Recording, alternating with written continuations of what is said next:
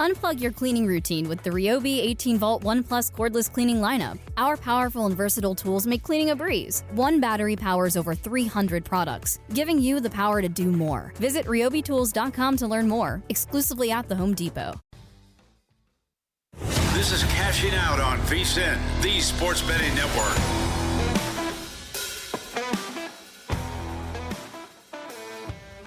Back here on Cashing Out, I'm Scott Seidenberg here on VSiN, the Sports Betting Network. Always on Twitter at Scott's On Air, SCOTTSONAIR. Hit us up on the network at VSiN Live. Timeout on the floor with 5:24 remaining. The Thunder leading the Nuggets 108-101. Your live line is Thunder minus 8.5. Live total of 235.5.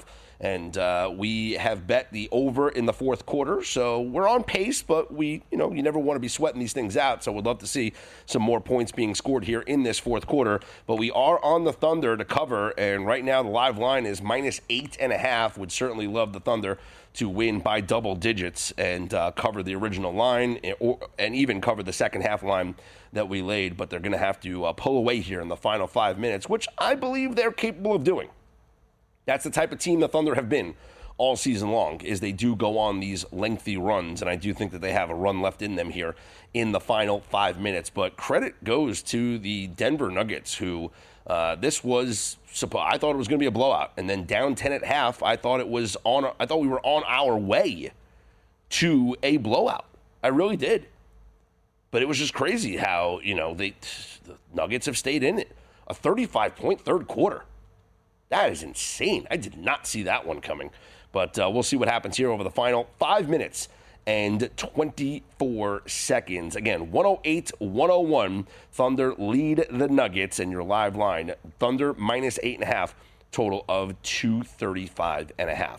Also monitoring the two baseball games that are in progress right now. Top of the eighth inning in Arizona. The Mets have a 5-1 lead over the Diamondbacks. There's nobody on base and 2 outs in the top of the eighth inning. And elsewhere, it is a 4-4 tie in Sacramento between the Mariners and the A's. So that total is going to go over with the game being tied there. But the total in Arizona, not so much. You do need some help here. Maybe a Diamondbacks comeback. Maybe bottom of the eighth. Maybe the Mets score some insurance runs in the top of the ninth. But that is yet to be determined. Earlier today in Major League Baseball, Devin Williams blew another game for the New York Yankees. As, I don't know what's going on with this kid. I could guess the home run that he gave up to Pete Alonso in the playoffs last year. He's still shook. That's the only explanation. The guy's got the yips because he just can't seem to pitch. This is a guy who was the top closer in all of Major League Baseball last year, who has been one of the top closers in the past several years. But since coming over to the Yankees this season, has already lost his closer job. He gets put in a low leverage situation. A low leverage situation. It is the eighth inning. It's medium leverage, you want to call it, right? Because it's not a save situation. It's a hold situation. But it's a 3-0 game. 3-0, dude. That's all you got to do. Just get through the inning. It's not that difficult. There's lots of pitchers in Major League Baseball that can get 3 outs without giving up 3 runs. That's why I talk about the idea of having a closer. Sometimes it's kind of dumb, you should be able to get 3 outs without giving up 3 runs, okay?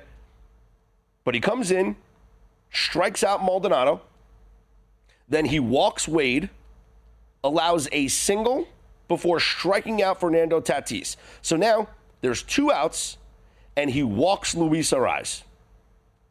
2 walks in the inning brings up the tying run to the plate in Manny Machado. And you know what? I agreed with Aaron Boone. I don't trust Devin Williams. He got the 3-batter minimum. Well, he faced more than 3 batters. Take him out of the game. You bring in Luke Weaver, who has yet to give up a run this season. And then Machado then doubles. Xander Bogaerts singles.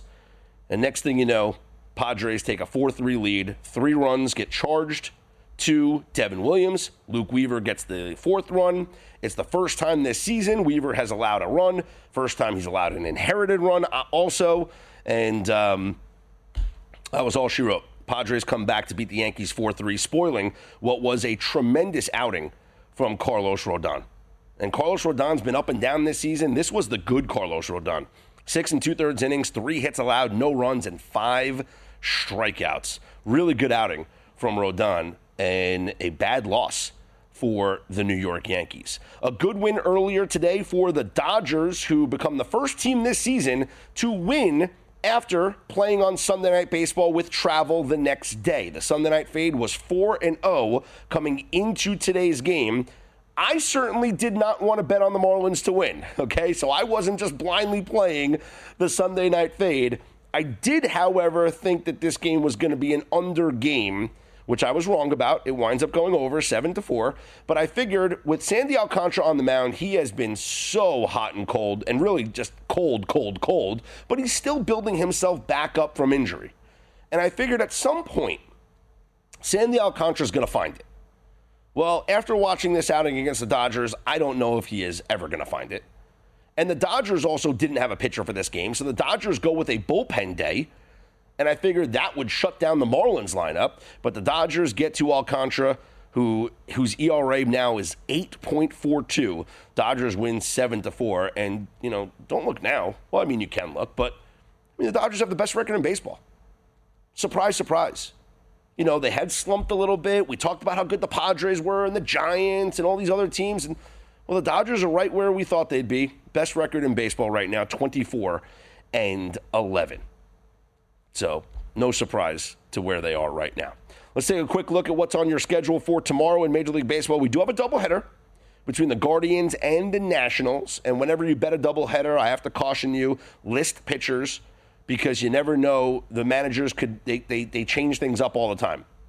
So it is scheduled, at least that's what the schedule says, that Luis Ortiz is going to get the first game for the Guardians, and we don't know who's going to get the first game for the Nationals.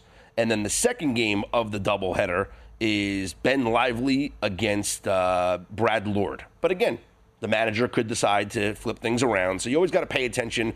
Wait till tomorrow and wait to see exactly who is going to be the starting pitcher for each of these games of the doubleheaders. I will say this.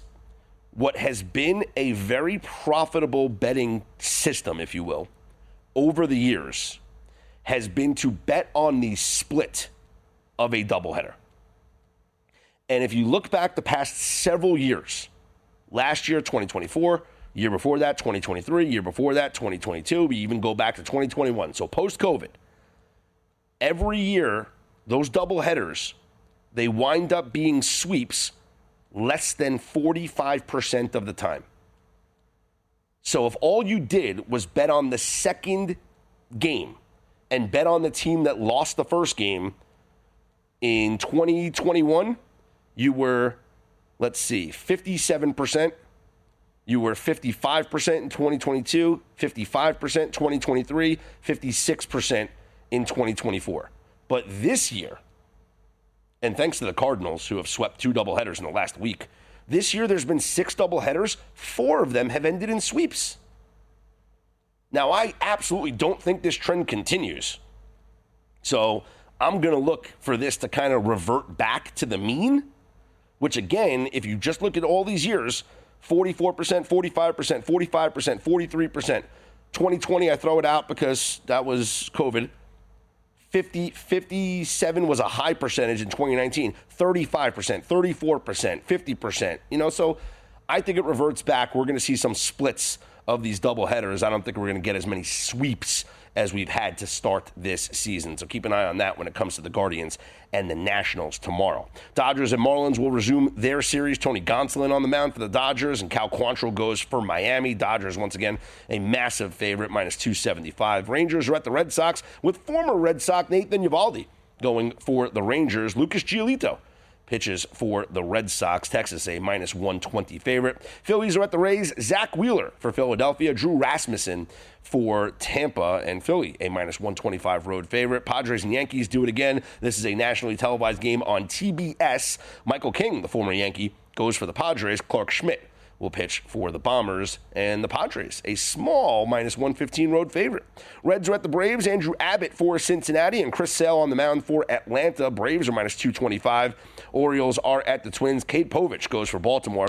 Pablo Lopez for Minnesota. Twins are minus 160. White Sox at the Royals. Sean Burke for Chicago. Seth Lugo for KC, and KC minus 225. Astros are at the Brewers. Hayden Wesneski for Houston, and let's see, Milwaukee, a minus 120 favorite with Chad Patrick on the mound for them. Giants at the Cubs, Justin Verlander for San Francisco. Colin Ray for the Cubs. Cubs are minus 150. Pirates at the Cardinals. Paul Skeens Day for Pittsburgh. They're minus 135. Matthew Liberatore goes for St. Louis. Tigers at the Rockies. Jackson Jobe, the young stud, on the mound for the Tigers. They're minus 175. Chase Dollander goes for the Rockies. Blue Jays at the Angels. Tyler Anderson for the Angels. No announced pitcher just yet for the Blue Jays. Mets and Diamondbacks will do it again. Zach Gallen for Arizona. David Peterson for the Mets. And Emerson Hancock goes for the Mariners in Sacramento against the A's and Jeffrey Springs. Ready to get in on the action? First Bet's got you covered. Sign up now to access exclusive promotions and bet on hundreds of thrilling horse races every day right from your phone or computer. Visit firstbet.com. That's the number one, stbet.com. Use promo code VSIN200 to score a 20% rebate on all your wagers for the first 60 days up to $200. Don't miss out. Start betting today at firstbet.com. Drama in the final 2 minutes here in OKC. I'm Scott Seidenberg. We'll get you caught up on everything going on here in this Game 1 of the Western Conference second round series next here on Cashing Out on VSIN, the Sports Betting Network.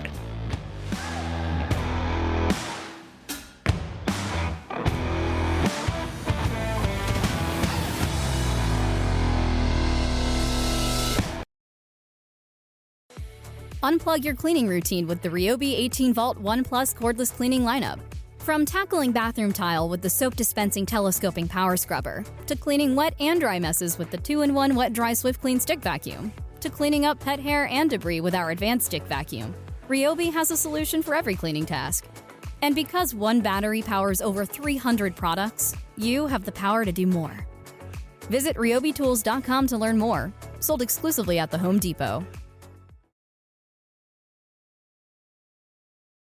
Welcome back to Cashing Out here on VSIN, the Sports Betting Network. Back here on Cashing Out, I'm Scott Seidenberg here on VSIN, the Sports Betting Network, and we got drama in OKC as the Thunder can't hit a shot and have absolutely collapsed here down the stretch. The Thunder lead the Nuggets now 115-114 with 40 seconds left, and they are in jeopardy of losing this game. Since they took a 10-point lead with 3 minutes left, they are 3 for 10 from the field. 3 for 10. Actually, no, 3 for 10 is going back even further. Since they took a 10-point lead, which was what? It was, my goodness, 108 to 98. 6 minutes and 30 seconds. They just missed again. 6 minutes and 30. There were 6 minutes left in the game. 6 minutes and 30 seconds when they had a 108-95 lead. Jokic made a three. And since that moment, the Thunder have only made 3 shots. They are 3 of 11 from the field in the remaining 6 minutes of this game. That's right, 6 points. They have barely scored here in the closing minutes and now closing seconds. Nuggets just missed a shot, 116-114. I assume that's because of a free throw. Thunder are not going to cover. We did get a little bit of money back by cashing the fourth quarter to go over, as the Nuggets have outscored the Thunder now 29-27 here in the fourth quarter. Thunder with a 117-114 lead after making those free throws. I mean, could we get to? I mean, is overtime the only chance that the Thunder have of covering? I guess if they go on like a 10-0 run in overtime, that's the only thing I'm rooting for right now because there's no chance the Thunder cover this game. As your live total is at 233.5. Now, keep in mind this game closed at a total of Total of 229.5, and you've already got that at 231 right now, with the 117-114 score. So fourth quarter does go over, but absolutely no chance now, unless you get to overtime, of the Thunder to cover. What an embarrassing collapse by the Thunder here down the stretch. Again, there was 6 minutes and 30 seconds left in the game, and they were up by 13 points. Since that moment, they were up 108 to 95. So they have been outscored, what is it now? 95, 105, oh my goodness, 19. What is it? 19 to 9? A 19-9 run for the Nuggets? Wow. I mean, this is like what happened in game one of the day. With the Knicks absolutely coming back against the Celtics. Although this is not like, I mean, yeah, there's a couple of threes that were missed, but I mean, Chet Holmgren missed a dunk earlier, like a fast break dunk that he missed, and then there was a turnover as well. Shea missed a shot. Chet missed a three-pointer. Hartenstein missed a floater. Let's see, other misses. Williams missed a three-pointer. Shea missed a floating bank shot. Just a pathetic display down the stretch here. And let's see, I don't even want to watch. I don't want to look at the sports book here. I just want to see, do you think they'll foul up three? I honestly would, and they do. Yeah, I would have done it also. Now, I know Tom Thibodeau decided not to do that with the Knicks and the Celtics, and that's one where, that's just certain coaches have certain beliefs. Certain coaches feel like you always foul up three. I'm an always foul up three guy. Like that's what I do. I always foul up three. But let's see, Jokic makes the first free throw, 117-115. I always foul up three because I don't want to put my team in a situation where like we there's a chance that we can lose the game. You know that if you foul up three, the worst case scenario is that, the team like intentionally tries to miss the second free throw or something, and then you wind up like getting a fight for the rebound or something? Jokic doesn't try to miss it intentionally. He makes both free throws. So 117 to 115, or excuse me, 117 to 116. There's 13 seconds left on the clock. It is a 1-point lead for the Thunder. You got to imagine the foul is coming here from the Nuggets that will send the Thunder to the free throw line, and then we'll see how they decide to play this back and forth game, because if it is 2 free throws made for the Thunder, then they're going to wind up fouling once again. They'll foul the Nuggets once again to avoid, going up. But Denver has outscored the Thunder now 66-57 in this second half. Thunder were minus 2.5 in the second half, and after going up by 10 at half, I honestly thought they were going to run Denver out of the gym in the second half. So I could not have been more wrong. But even, think about it, though. With 5 minutes left in this game, it was a 10-point lead for the Thunder. It was a 13-point lead with 6.5 minutes left.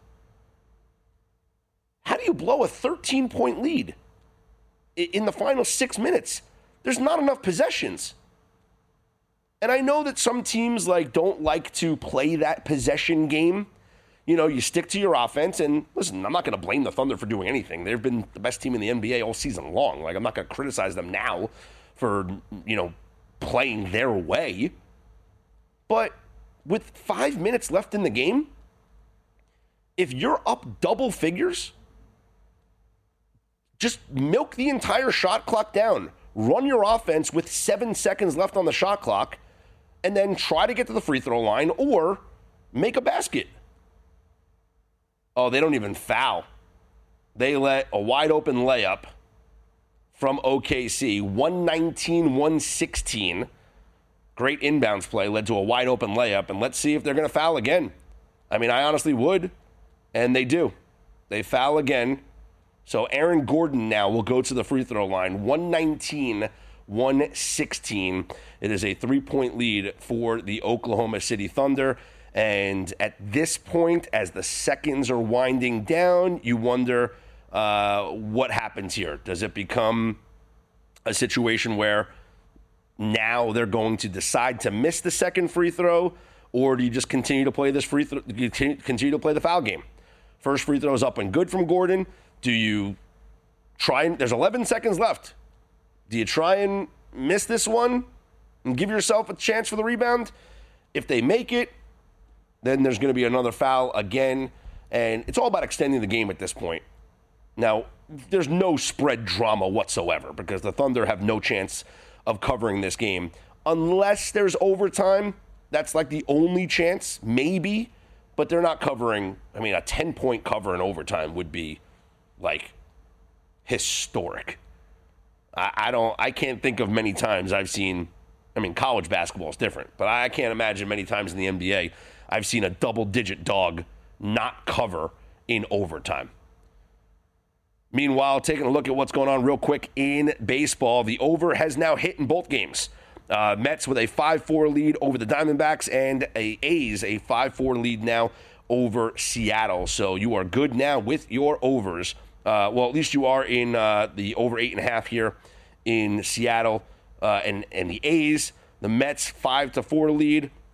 You pushed on the 9. If it did get all the way up to 10 though.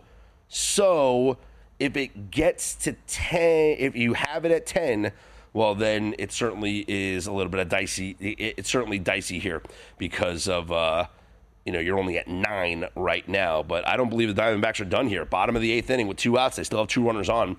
Maybe this does get to the over of 9.5 or 10, as it is a 5-4 Mets lead, bottom of the 8th inning.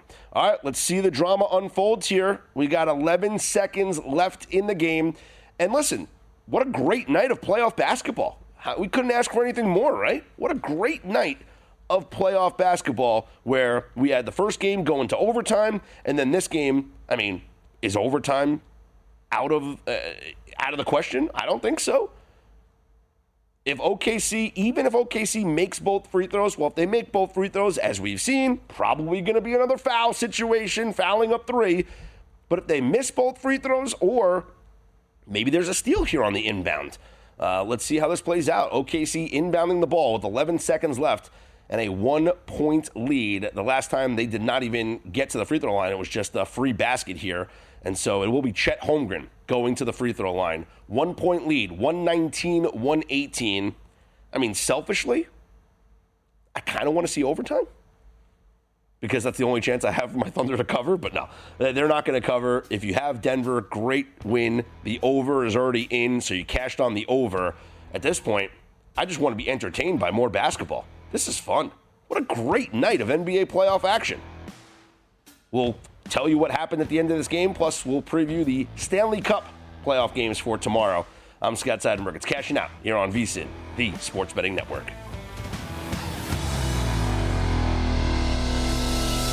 Welcome back to Cashing Out here on VSiN, the Sports Betting Network. I don't know how to say this, but the Denver Nuggets have defeated the Oklahoma City Thunder after OKC sends Chet Holmgren to the free throw line to shoot 2 free throws with a 119-117 lead. Or 119-118 lead, excuse me.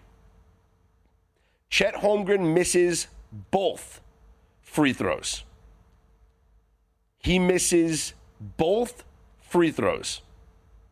The rebound goes to Christian Brown, passes it ahead to Aaron Gordon, who makes a 3-pointer with just 3 seconds remaining. Thunder, no timeouts, inbound the ball, game over. Nuggets win 121 to 119. I am in shock.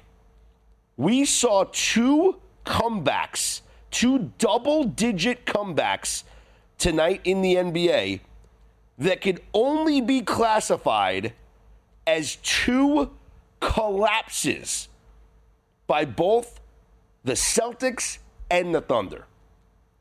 For the Celtics, you want to explain it away and say you're a live by the three, die by the three type of team? You missed 45 threes? That's going to lead to a team coming back on you. But the Thunder, a 13-point lead with 6 minutes remaining. Not only do you forget about covering the game, you don't find a way to win that game?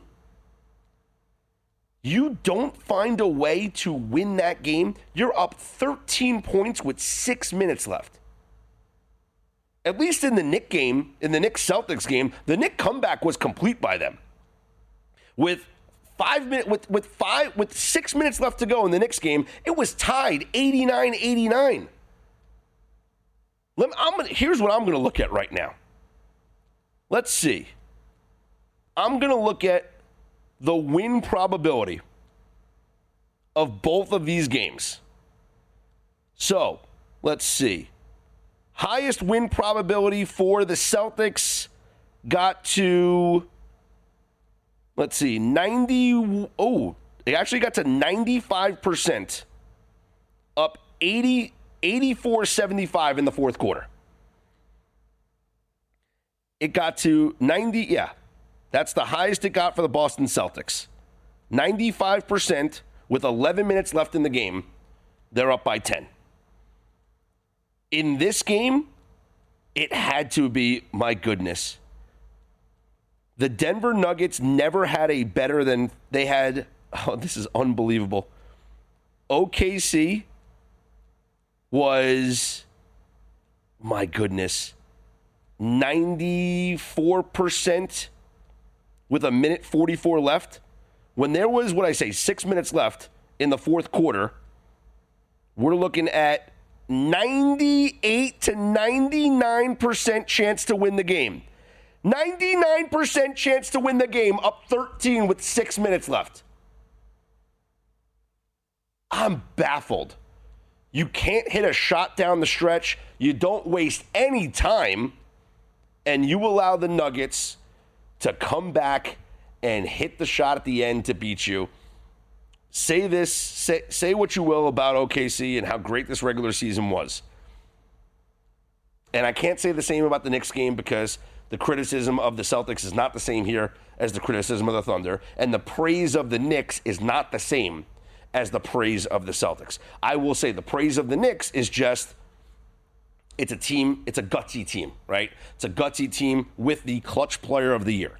So in those clutch moments, there's one player that's more clutch than anybody else on that floor, and that's Jalen Brunson. So whereas Jason Tatum only makes, one shot in the final however many minutes of that game, you can look at Jalen Brunson and him coming through for his team, even though he had a chance to win at the end of regulation and did not.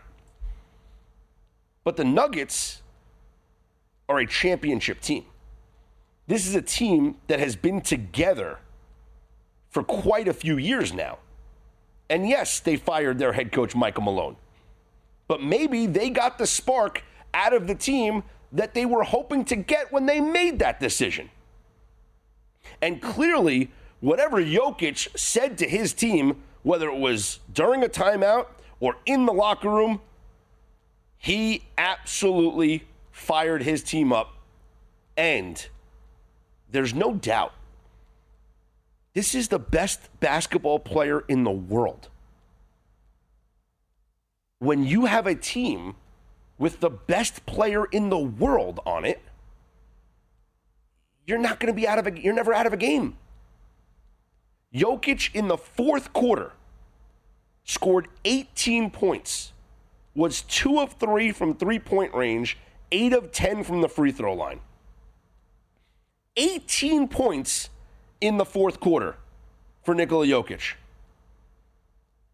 Jokic scored 42 points in this game. He had 22 rebounds. I'm sorry, what? Jokic, 42 points, 22 rebounds. He's the best player in the world. And he came through when his team needed him the most in this fourth quarter. Meanwhile, for the MVP, Shea, who's going to beat Jokic for the MVP this year, although some would argue he shouldn't, but Shea scores 33 points with 10 rebounds and 8 assists, but he was a negative 16.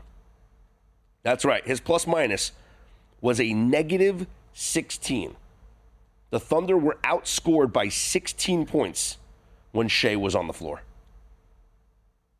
Jokic was a plus 10. I mean, this is a double-digit comeback in the first game, a double-digit comeback in the second game. What a day of basketball. What a night of basketball. And now let's take a look at where this series is going to project forward. Much like we've seen with the Cavs losing game one at home, with the Celtics losing game one at home, the market is adjusting to the zigzag. And so you are paying a tax now on the teams that lost the game one to cover game number two. The Cavs, who were 8.5-point favorites in game number one, well, they shot up when that game opened to a 9.5-point favorite. It is now settled down in the market to a 9-point line. So they opened up as 10-point favorites. So they opened at 10. It is now settled in at -9 for Cleveland. Boston opened up as a 9-point favorite, pushed up now to -10. And the Thunder opened up as a 10-point favorite, and right away, it has been pushed up to 10.5. So OKC -10.5 for game number two coming up on Wednesday. Again, you are being taxed on the teams that lose as the heavy favorites in game number one to bounce back in game number two. Cavs -9, Celtics -9.5, Thunder -10.5. Your series price: the Celtics -300 after losing game one, the Thunder -300 after losing game one, the Cavs -210 after losing game one. So, in the three semifinal series that we have started so far here in the NBA playoffs in this conference semifinal round, the home favorite has lost all 3 games. Do we see the market now react to the Warriors at the Timberwolves in game one? Because the Timberwolves are a 7-point favorite, but all three road teams have won. Does the market now buy in on the Warriors plus the 7 points?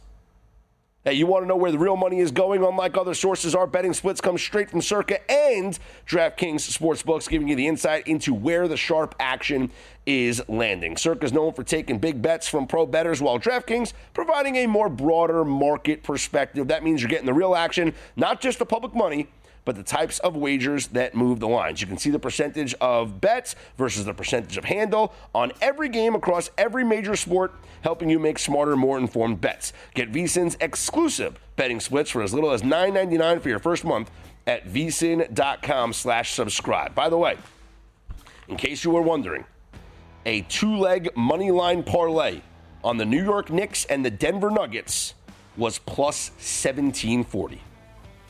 I'm Scott Seidenberg. It's Cashing Out here on VSiN. Unplug your cleaning routine with the Ryobi 18 Volt One Plus cordless cleaning lineup. From tackling bathroom tile with the soap dispensing telescoping power scrubber, to cleaning wet and dry messes with the 2-in-1 Wet Dry Swift Clean Stick Vacuum, to cleaning up pet hair and debris with our advanced stick vacuum, Ryobi has a solution for every cleaning task. And because one battery powers over 300 products, you have the power to do more. Visit ryobitools.com to learn more. Sold exclusively at the Home Depot. Welcome back to Cashing Out here on VSiN, the Sports Betting Network. Well, I'm not one to recommend or suggest, some money line parlays or whatnot, but I just looked something up because I was curious. In the NBA playoffs, going back the last 23 seasons, since 2002, if you lose a game as a 9-point favorite, which the Celtics lost as a 9-point favorite, the Thunder lost as a 9-point favorite, the Cavaliers lost as a 9-point favorite. If you lose a game as a 9-point favorite, and then in the next game, you are once again a 9-point favorite. Since 2002, in the NBA playoffs, lose as a 9-point favorite, next game you're a 9-point favorite. You are an undefeated 15-0 straight up. 11-4 against the spread. But undefeated 15-0 straight up. Now, if the line is 8.5, which some books had it at 8.5 with the Cavs in game number 1, you are 27-2 straight up. Just saying, Celtics, Thunder, and Cavs game 2, all three of them, it's minus 125. Not like that's a recommendation. I'm just saying. I'm Scott Seidenberg. It's Cashing Out here on VSiN, the Sports Betting Network. Coming up tomorrow, it is that game 2 for the Cavaliers against the Pacers. And the question mark that everybody is trying to figure out here is Darius Garland. Will Darius Garland be back for the Cleveland Cavaliers in this game? He's dealing with that toe injury, and he is officially listed as questionable for this game. So he's missed 3 straight games here. And on Monday morning, he went through some practice. But Kenny Atkinson said that, the head coach said, still early to determine whether or not he is going to be available for this game. After losing game number 1 at home, I don't know if you do you force back? Do you force yourself back from the injury so you can, will your team to a victory? They're clearly a different team without him. I will say this, though. The Pacers made 10 more threes than the Cavaliers did in that game. Those are the kind of numbers that it's not sustainable. That's a major variance game. I mean, look at what happened here in the Celtics and the Knicks. The Celtics missed a bunch of their threes. I mean, the Celtics missed 45 three-pointers in this game. They went to overtime and lost by 3. If they missed 44 three-pointers in this game, they win. If they miss 43 three-pointers in this game, they win. If they miss 40 three-pointers, they win. They missed 45. One of those 45 shots will go in game number 2.